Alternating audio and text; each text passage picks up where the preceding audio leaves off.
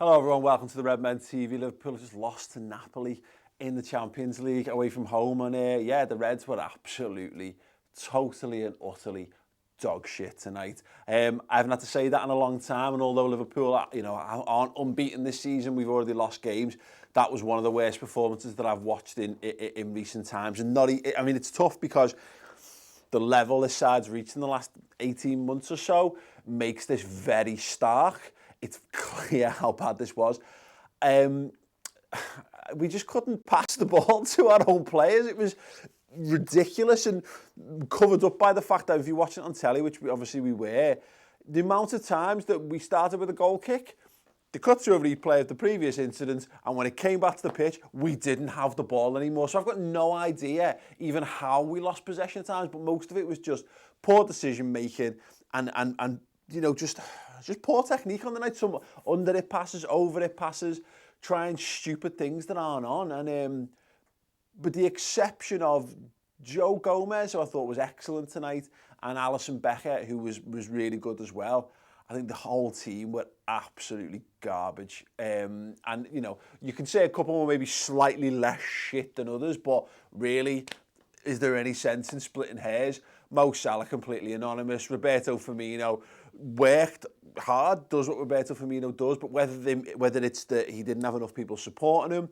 or whatever, completely ineffective. Sadio Mane, probably the most dangerous of the front three, but again, too many men to run through, unfortunately, and maybe it goes back to losing Naby Keita early on in the game, because we looked at the one dangerous moment in the first 70 minutes of football was pretty much Naby Keita driving forward with the ball. It looked like it was part of our game plan, and when he went off, the midfield was ponderous, slow, lacking in creativity, and again making poor decisions like the entire team. One of Trent Alexander-Arnold's worst games in recent times. He was a bit up and down last season, wasn't he? And in and out of the side, to be fair.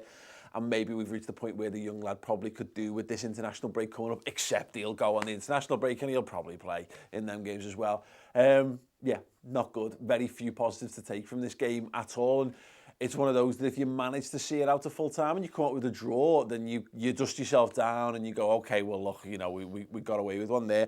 I don't think we overly committed. I think it might be easy to say that we played for a draw.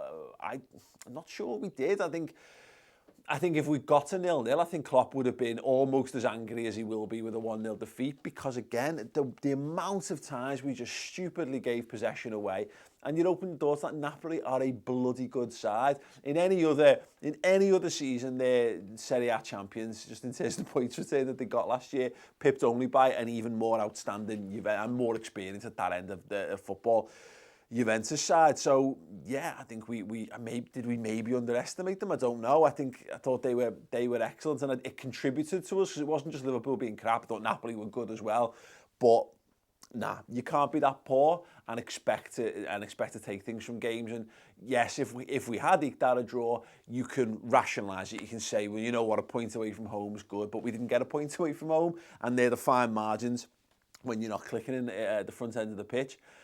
I think we desperately lack a guy who breaks the lines from midfield, a guy who can be dynamic and drive it forward, and that man is probably the only man we likely got is Xherdan Shaqiri, and are we quite ready to unleash him? Because I think he lacks a bit of game intelligence in the middle of the park.